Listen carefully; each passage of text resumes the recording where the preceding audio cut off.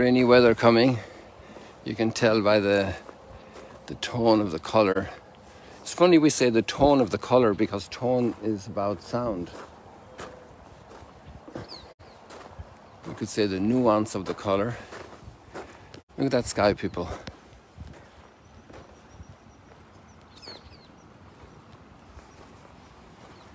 Isn't that marvelous?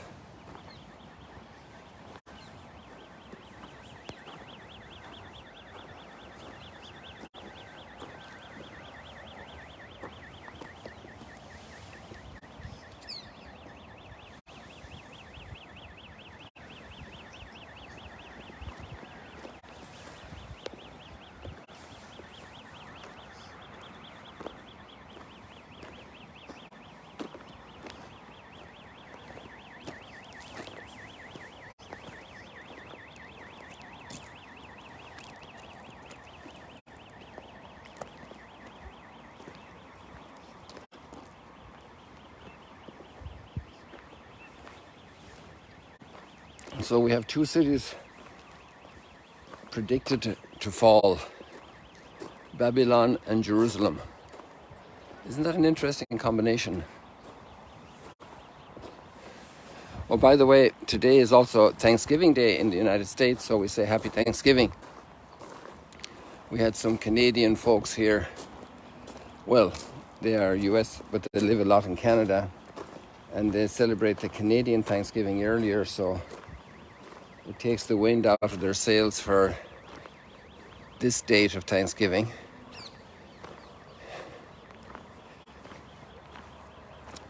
And Thanksgiving is a quality for all of life, for all of time, to be thankful.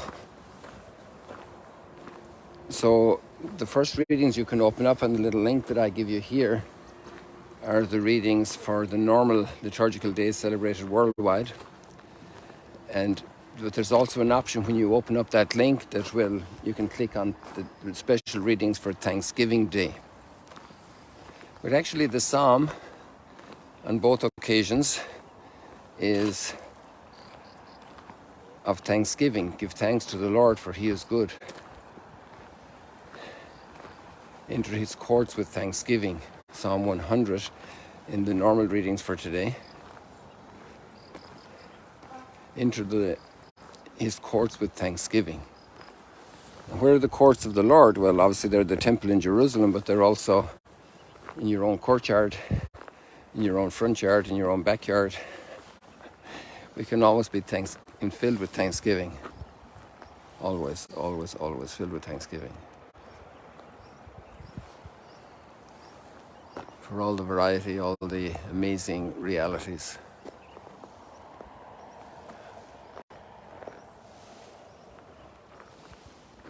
Clouds are amazing. Cloudscapes, landscapes.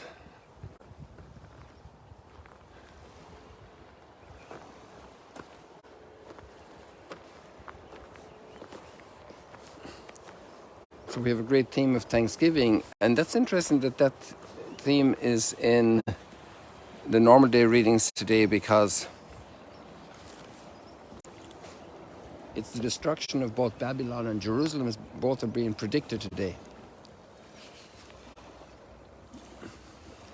And Babel obviously didn't have a good reputation for the Jewish people, because they were taken there in exile. And it was destroyed by King Xerxes in 485, so that's a long time ago. But the name lives on as an ignominious word, a word of horror, where so much beauty was trampled upon, so much goodness. On the other hand, great cities are the products also of genius and of artists and of architects. And so the ruins of Babylon, which are still there today, are incredible witness to the human ability. Well, probably the big issue here is the corruption that enters into human life and becomes institutionalized, the trampling of human dignity. That can happen everywhere. I would say, instead of saying it can happen everywhere, it happens almost everywhere, you know, where we human beings gather, we have tremendous potential to do bad. There's a very interesting comment from one of the witnesses of the martyrdoms in Vietnam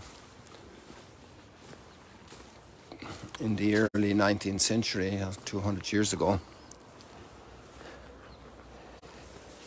and how money was a great corrupter of innocent people. To betray even family, to betray companions in order to gain power and wealth. And the authorities used to distribute silver, 3 kilograms of silver, 3 kilograms of silver for surrendering family members or village members to the authorities for persecution. So obviously the Christians went into hiding in those times of persecution. But that silver, that gold, has a beautiful color to it, and it tempts us. It tempts us, and we fall. And then patterns of corruption happen in society. And it's interesting how at that time the supporters of the French disciples that were in Vietnam teaching the gospel and serving the people were receiving support to also pay officials not to persecute them. The officials shouldn't have persecuted them because of human dignity, but they were being bribed by the government. So now the Christians said, well, we'll give you more money if you leave us alone. And that became a system also of corruption. It's interesting. And it lingered for a long time even afterwards. How to live a society that's healthy. We're all broken, we're all a little bit dysfunctional. In a certain sense, we're all special needs. Not just the ones that are Down syndrome or that have speech or learning impediments. We're all special needs children for rehabilitation of our moral compass. And when that corruption grows and grows and becomes systemic in society, where even people can be eliminated, trampled underfoot, and that becomes accepted mores, then all those cities fall, like Babylon did, and like Jerusalem did. But there's a big difference in the Jewish mentality. Babylon is the symbol of the city of evil, whereas Jerusalem is the city of God.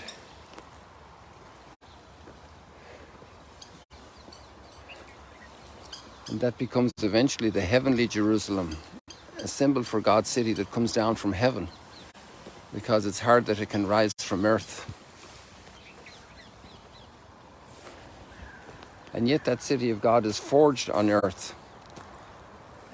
And the beautiful, strong words, stand erect, your redemption is close at hand, do not be afraid. In times of great trouble, that's when our greatness is forged. Iron exists before the fire, but it's forged in the fire. So we can be living and having our lives, but when fire comes in our lives, harm, destruction, evil, wars, health breakdown, family relationship trouble, that's where we can have charity triumph in our hearts, have overcome judgmentalism,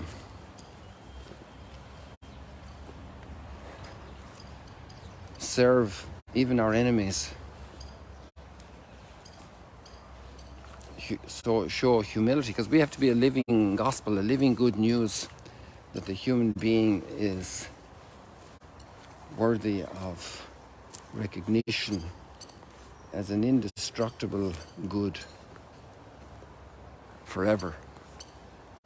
We owe that to every human being.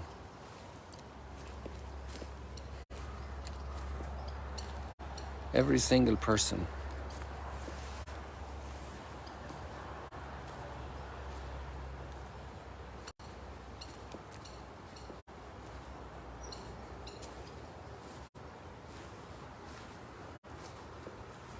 Without any exception. So that every person can flourish and blossom.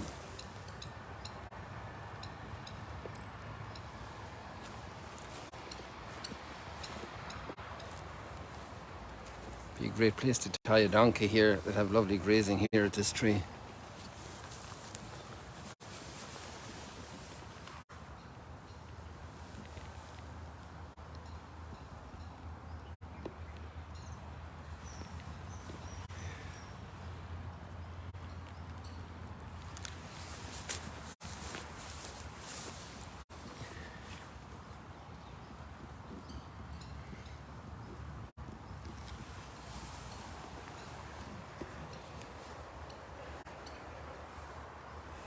In the midst of the Babylon that's falling, there's an Alleluia rising.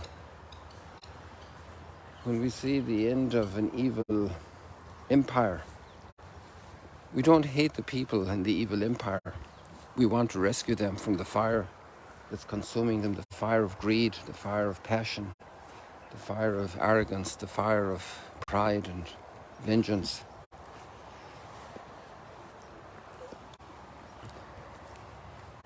The fire of sick ambitions.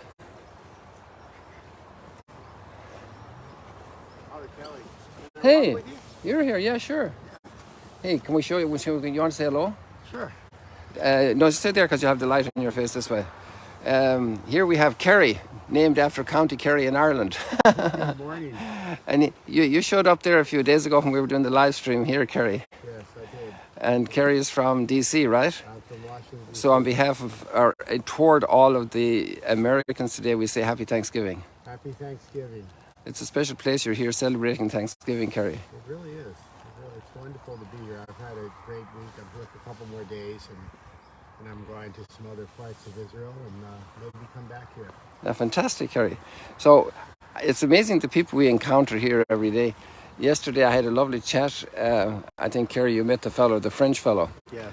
And he's in his mid-20s, and he walked from France. Yes. So he spent 5 months walking. Isn't that amazing? It is amazing. He was a very engaging young man and very full of faith. He's